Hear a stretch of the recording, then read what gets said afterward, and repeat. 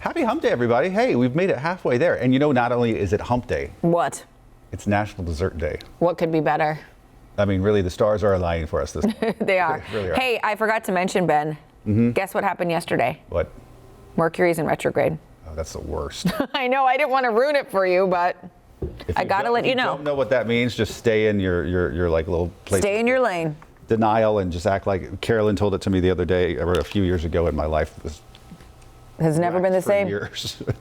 It's all my fault. It's all your fault. I'm Ben Thompson, by the way. Oh, yes, and I'm Carolyn Brooke, and we have a lot to get to. We're not talking Mercury retrograde anymore. We're going to talk about Larry Sprinkle and the forecast. Have a slice of weather pie. That's my favorite dessert. Yes. It's going to be so good today. Great weather, 10 a.m. with about 61 degrees, mid-60s right before lunchtime.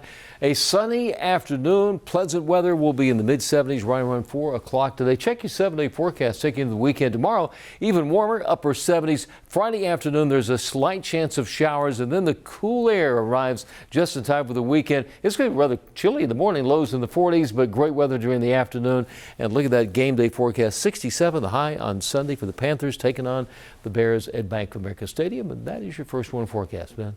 All right, Larry, thanks. Turn into some of the top stories of the morning in your morning rush. Parents frustrated over how long it's taking to get kids back in the classroom.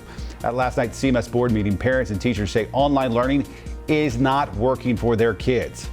CMS leaders say they want to get kids back to the classroom full time. However, of course, there are still some things to work out, like filling more than 100 vacancies that include school nurses and teachers. South Charlotte daycare shutting down after 2 staff members tested positive for COVID-19. In a letter to parents, Calvary Child Development Center said the program would be closed until next Tuesday and the building will be sanitized. Calvary says they're contacting people who have been directly exposed. Today, Stanley County schools will switch to fully remote learning. Schools will be shut down for at least the next 2 weeks as leaders say COVID-19 is spreading. We know there have been multiple cases at Stanley County High School and at Norwood Elementary, where at least 1 third grader tested positive and a teacher died last week. Vance High School officially getting a new name. It will now be called Julius L. Chambers High. Chambers was a lawyer who fought for civil rights and the desegregation of schools. CMS board overwhelmingly approved it last night. Vice presidential candidate Kamala Harris is coming to Charlotte tomorrow. We're told she's going to make a stop in the Queen City and then also Asheville.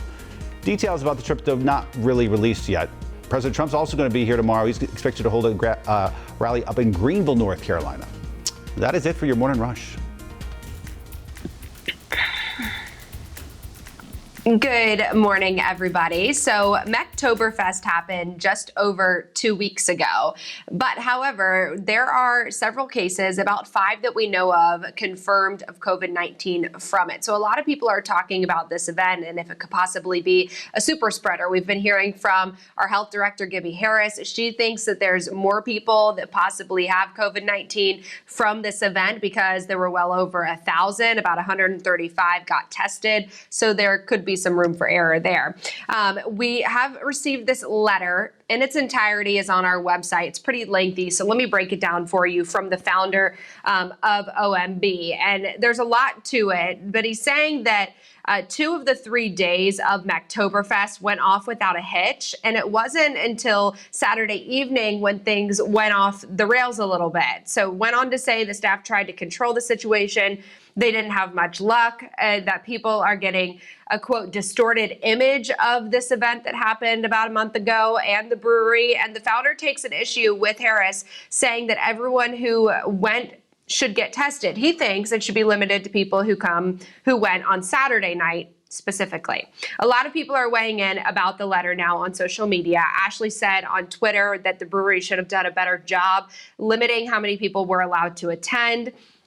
But the brewery does have some support on Facebook. You can see this comment from Kayla. She said she was there Saturday and it was a lot of fun. They had a blast. There are more events scheduled at the brewery coming up. That includes a women's and young voter Republicans club event. So we will continue to follow the very latest in regards to the numbers of COVID-19 cases connected to Mecktoberfest, guys.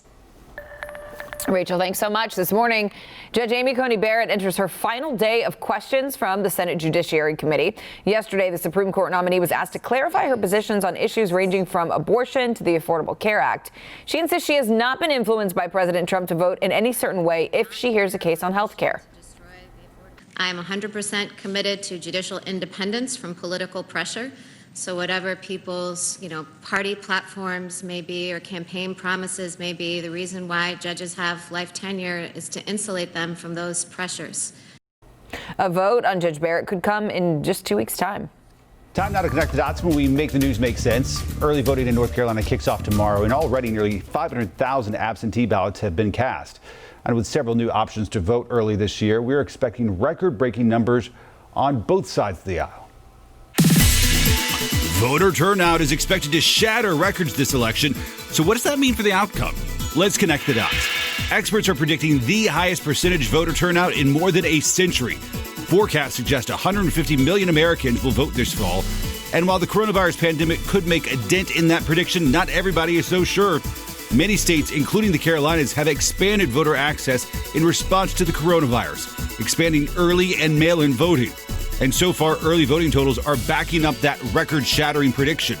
So who does this help? Experts say a lot of this early voting is being done by Democrats, but that doesn't mean a landslide for Joe Biden. Republicans predict their voters will show up in force on Election Day, which has been the case historically. And they may be right. We saw a surge in voter turnout in 2018, and while that helped Democrats in the House, it also helped Republicans in the Senate. And some say Republicans are just as passionate as Democrats in this election, suggesting both sides are geared up to vote. And that is connecting the dots. Time now for stories keeping your family safe and sound today. Secret pregnancies are on the rise as more women work from home. Because they only appear really on Zoom from the waist up, right? You would never know. More moms say that they're just keeping the news to themselves until they're ready to share with their coworkers. They say it's actually been liberating because it allows them to keep doing their jobs as normal without anyone making assumptions or changing how they're treated. Must be a nice, pleasant surprise from this pandemic to be able to. There's a rare upside to all this. Surprise! Right, After this pandemic, you may never need to eat at a restaurant again.